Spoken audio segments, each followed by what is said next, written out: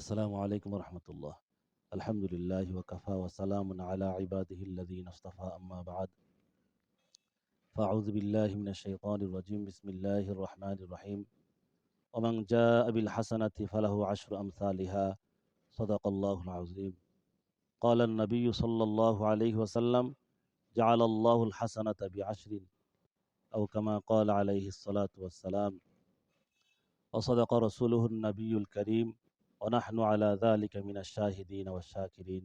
আলহামদুলিল্লাহি রাব্বিল আলামিন। আলহামদুলিল্লাহ, মহিয়ান গরিয়ান আল্লাহ পাকের শুকর যে আল্লাহ তাআলা মাহে রমজানের মতো বরকতের মাসের পরের মাস মাহে শাওয়াল পর্যন্ত আমাদের হায়াতকে বাড়িয়ে দিয়েছেন। মাহে শাওয়াল এটা মাহে রমজানের একটি প্রতিবেশী মাস। এই মাসের অনেকগুলো ফজিলত আছে। এর মধ্যে বিশেষ করে আল্লাহ নবী সাল্লাল্লাহু আলাইহি সাল্লাম বলেন, মান সামা রমাদান সুম্মা আতবাআহু সিত্তাম মিন শাওয়াল কানা কাসিয়ামিদ দাহরি। যে ব্যক্তি রমজান মাসের রোজাগুলো রাখলো, তার পরবর্তী মাস মাহে শাওয়ালের ৬টি রোজা রাখলো, আল্লাহ তাআলা তার আমল নামায় সারা বছর রোজা রাখার সওয়াব দিবেন। কেননা অন্য এক হাদিসের মধ্যে আল্লাহ নবী বলেন, সিয়ামু শাহরি রমাদান বিআশারাতি আশহুরিন ওয়া সিয়ামু সিত্তাতি আইয়ামিন মিন শাওয়াল বিআশরাইনি ফাযালিকা সিয়ামু সানা। রমজান মাসের রোজা রাখা 10 মাস রোজা রাখার সমান, শাওয়াল মাসের 6টা রোজা রাখা 2 মাস রোজা রাখার সমান। এই হলো সারা বছর রোজা রাখার সমান।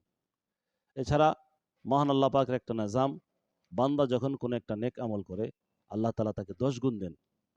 যেহেতু সূরা আন-নামের মধ্যে, সূরা আন-নামের 160 নম্বর আয়াতের প্রথম অংশে আল্লাহ তাআলা বলতেছেন, ওমান জাআ বিল হাসানাতি ফালাহু আশরু আমসালিহা। যে ব্যক্তি আমি আল্লাহর কাছে একটা নেক নিয়ে আসবে, আমি আল্লাহ তাআলা তাকে 10 গুণ সওয়াব দান করব। রাসূলুল্লাহ সাল্লাল্লাহু আলাইহি সাল্লাম হাদিসের মধ্যে ইরশাদ করতেছেন, জাআলাল্লাহুল হাসানাতা বিআশরিন। আল্লাহ তাআলা একটা নেককে 10-এ পরিণত করেন, 10 গুণ বাড়াইয়া দেন। সুবহানাল্লাহ। সুতরাং মাহে শাওয়াল, এই মাসের 6টি রোজা অত্যন্ত গুরুত্বপূর্ণ।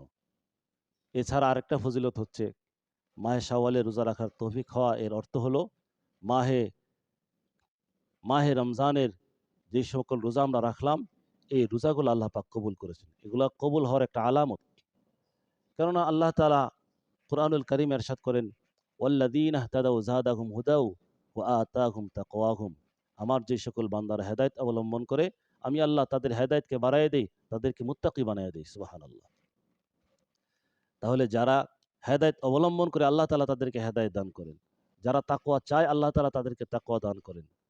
যে ব্যক্তি রমজান মাসের রোজা রাখলো, আবার শাওয়াল মাসের 6টা রোজা রাখার তৌফিক হলো, তার ভিতরে তামান্না ছিল, স্পৃহা ছিল, আগ্রহ ছিল, অথবা রাখতে পারেনি বিভিন্ন কারণে, কিন্তু তার ভিতরে এশক ছিল, মহব্বত ছিল, সে রাখবে, অথবা তার ইচ্ছা অনুযায়ী সে রেখেছে, বোঝা গেল তার পূর্বের মাহে রমজানের রোজাগুলো আল্লাহ তাআলা কবুল করেছেন।